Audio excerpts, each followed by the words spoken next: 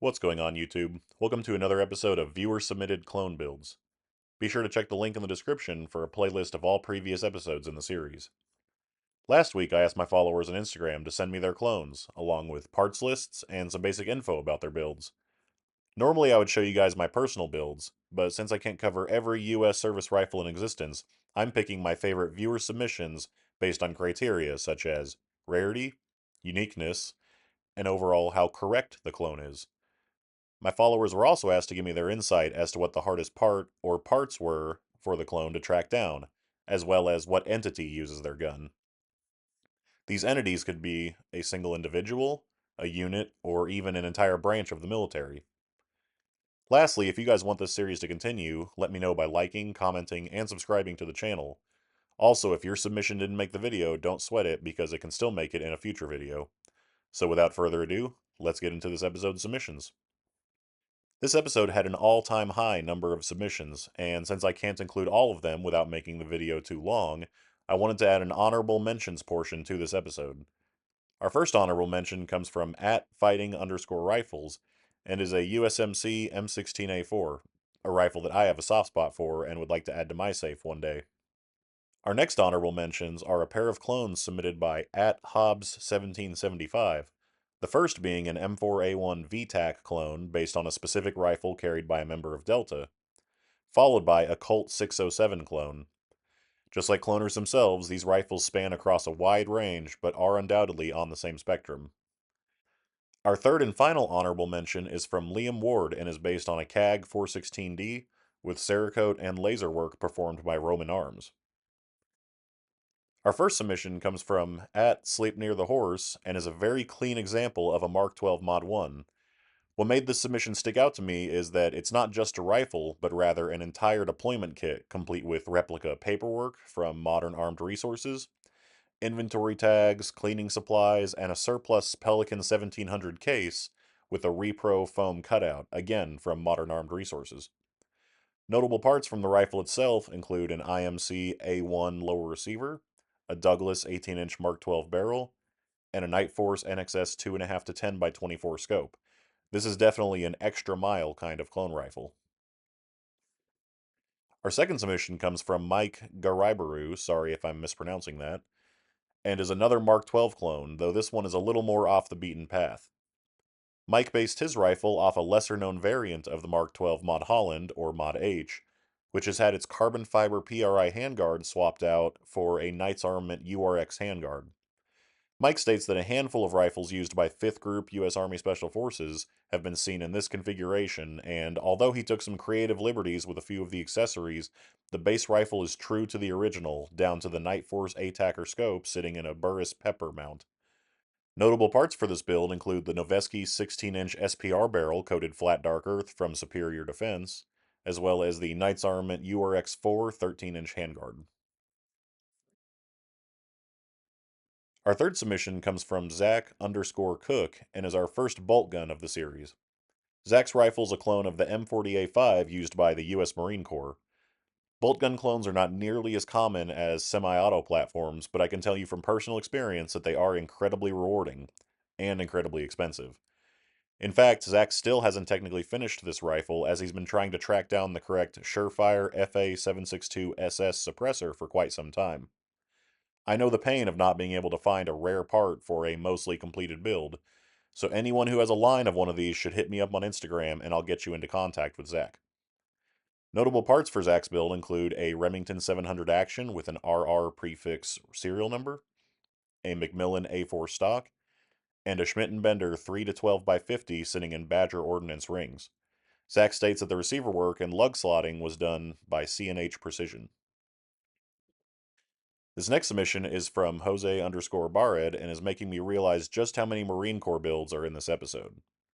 Jose's rifle is an M110 SAS based on a sniper system used by Marine Scout snipers. Jose states that this build was a dream project of his, with several of his friends helping to make it happen over the past few months. The USMC marked lens cap and the Knight's Armament stock bearing the Scout Sniper insignia and MOS were gifted to him for the project, but the hardest part to obtain, according to the owner, was the USMC marked Badger Unimount, which he was lucky enough to score directly from the team at Badger Ordnance. Once again, this clone has some missing pieces, so if any of you have a line on a Knight's M110 suppressor or an M110 charging handle, then hit me up on Instagram because I'd love to see this project completed in the near future. At this point, I think it's tradition that I include this next submission. Once again, Joel from Otter Weapon Works has sent in two of his clone rifles, the first of which is based on a U.S. Air Force GAU-5 used in the 1970 Sonte raid, where the U.S. Air Force and Army Special Forces jointly attempted to rescue around 50 American POWs. Joel states that the base rifle was built by Troy Industries but has had several components swapped out for Colt parts, which is why he refers to it as his 50-50 rifle. The parts list is on the screen, with Joel stating that the hardest parts to track down were the single-point OEG optic and the Colt 601 BCG. Joel's second submission is what he refers to as his Rhodey CQBR, based on a rifle seen in use by a Green Beret in Afghanistan. The most obvious feature of this rifle is the paint job, which, just like the original rifle, bears a striking resemblance to the paint jobs found on Rhodesian FALs. The parts list is fairly common CQBR Block 2 components, meaning that while none of the parts were necessarily hard for Joel to track down, he was not expecting the amount of hate this gun received due to the paint job. Personally, I love builds like this, and if it drives people crazy every time you post it online, then that's all the more reason to keep it. Thanks for the submissions as always, Joel. This next submission comes to us from another returning viewer, at Darth Yuar, and is a clone of the M4A1 carried by U.S. Navy SEAL Danny Dietz Jr. during Operation Red Wings. Although he didn't explicitly state that it's a clone of the prop used in Lone Survivor, I have a feeling that Darth Yuar has a thing for movie guns, seeing as how his last submission was the CQBR from American Sniper. Notable parts include a Colt M4 carbine roll marks lower, an LMT 40mm M203 grenade launcher with a 9-inch barrel, and a Trigicon ACOG with a doctor sight mounted on top. He states that the hardest parts for him to find were the Knight's Arm at 600-meter rear sight with the older, large windage knob, as well as the PEC 5 CVL. I also wanted to point out that the Urdu translations taped to the stock of the rifle are quotes from Aqua Teen Hunger Force, since he, quote, had no idea what translations Danny actually had on the stock. Our seventh submission comes from at Texas NSN and is a rifle that I was very excited to see in my inbox. This clone is based on an HK416D used by DevGru in the mid to late 2000s and features a very cool Desert Digital paint job closely resembling AOR1. He states that this clone was built over a period of several years and it is as close as correct as one can hope to get. Notable parts include a police surplus HK416D kit, which included a complete upper and a lower parts kit, which was sold through Clyde Armory back in 2018.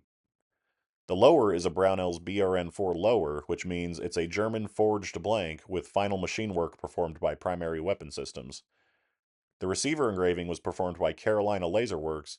The owner states that the hardest part to track down for this build was the S&S Precision Low Pro Scout Light mount, but he is still on the lookout for an AAC 416 SD suppressor to replace his M4 2000 suppressor, and he will soon add the AAC style glass breaker, which is now being made by Bauer Precision. This next submission comes from at Chism 128 and is another USMC bolt gun. Chism's rifle is a clone of a Mark 13 Mod 7 along with an entire deployment kit. I'm very familiar with these rifles since building my Mark 13 Mod 5, which was the predecessor to this rifle.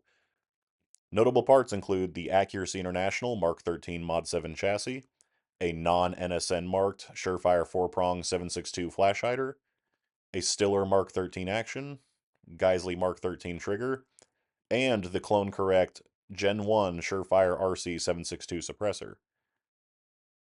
Chism states that several of his components were equally hard to find, as many of them are not available commercially and or are discontinued. Seeing rifles like these really makes me regret selling my Mark 13. Our final submission comes from at variable this is knife and is another double feature. Normally I would reserve that honor for Otter Weapon Works, but these two rifles are actually related in a very cool way. Both of these rifles are based on those seen in use by EOD personnel, which are near and dear to my heart given that my best friend, Captain Patrick Edward Harp, served as an officer in the 71st EOD group until his passing in 2020. The first clone is based on a Navy EOD rifle circa 2005. and as the owner explains, is a West Coast EOD clone with a 10.3-inch barrel that improved upon the standard upper receiver provided by Crane. These rifles are interesting as they apparently lacked access to SOP mod accessories, but were comprised of parts that obviously took inspiration from the SOP mod program. Notable parts include the Voltor CAS-V Gen 1 handguard, as well as an Insight M6X. The second clone is based on rifles used by the Army's 28th EOD circa 2012. This rifle is a much more obvious parallel to SOCOM's SOP mod program, as it closely resembles a typical CQBR with some interesting differences. Notable parts include a Daniel Defense light rail with an FSP cutout, as well as a Surefire M720V and an EOTech XPS-3 sitting on a LaRue LT-110 riser mount. The owner states that the hardest part to track down for both of these builds was their handguards, with the Voltor being slightly more difficult. So after seeing all of these cool clone builds, do me a favor and tell me which one was your favorite down in the comments below. Did any of these inspire you to start your next project, or make changes to already completed builds? Let me know if you want to see more of the series, and I will see you guys in the next one. Thanks for watching.